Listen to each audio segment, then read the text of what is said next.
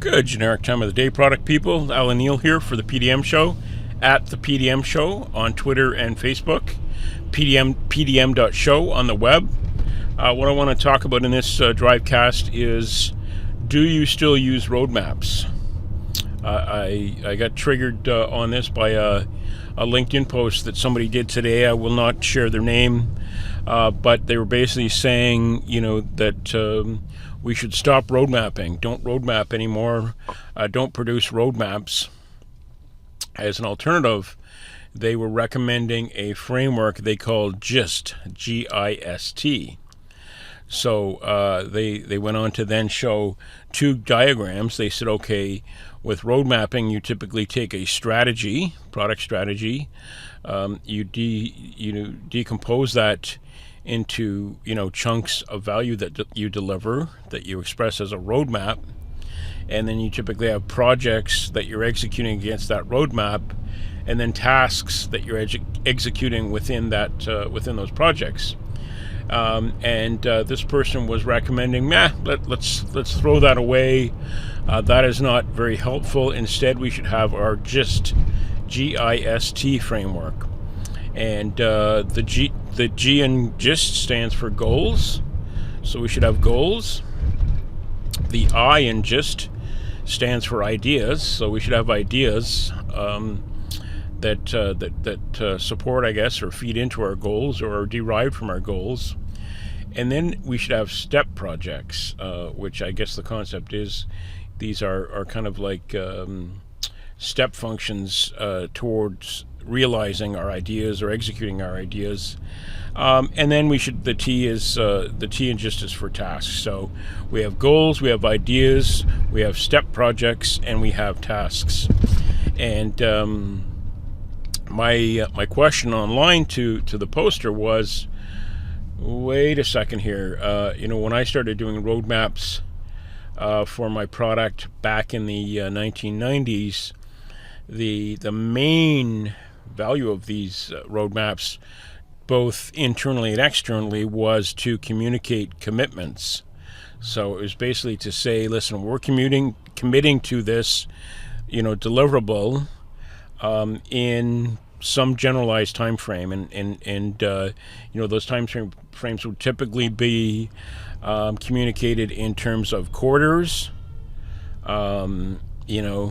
In some very large-scale, long-term roadmaps, they might even be committed to in years. So, for example, if you've got a roadmap for a consortia of semiconductor manufacturers about chip designs and whatnot, you might be thinking in terms of years instead of quarters. But for me, the underlying value of roadmaps was around communicating commitments, because stakeholders, internal stakeholders like sales, and internal stakeholders like development, and internal stakeholders like customer support, need to have some general idea of the sequence with which you're committing to delivering various pieces of value. And then externally, sometimes you would have a different version of your roadmap. So, for example, if you had an item on your internal roadmap,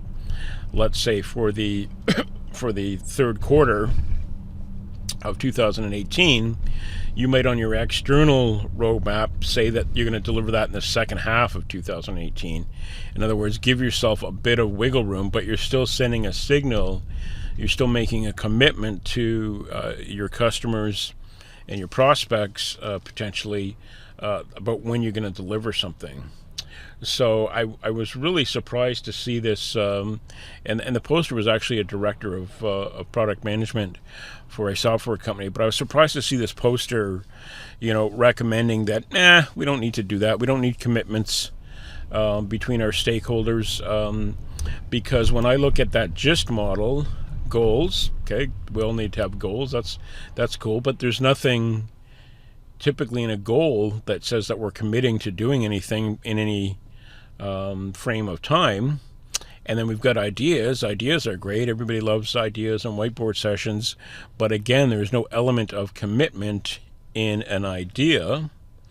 And then we had these step projects, and in a project there is typically some scope. There's typically a timeline and whatnot. So I guess in these step projects there would be some notion of commitment, but not sure what the intention is for who would have visibility to those step projects.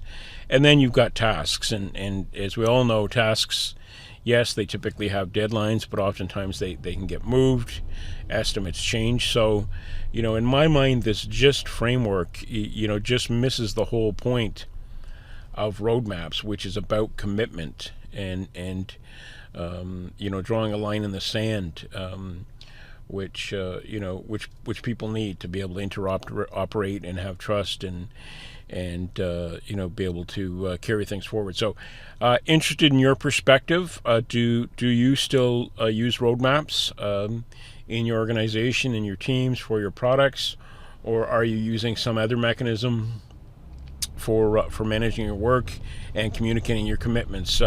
Drop me a comment here on LinkedIn or at the PDM Show on Facebook or Twitter, pdm.show on the web, and love to hear some feedback on this. Are you still using roadmaps? Thanks, and talk to you on the next one.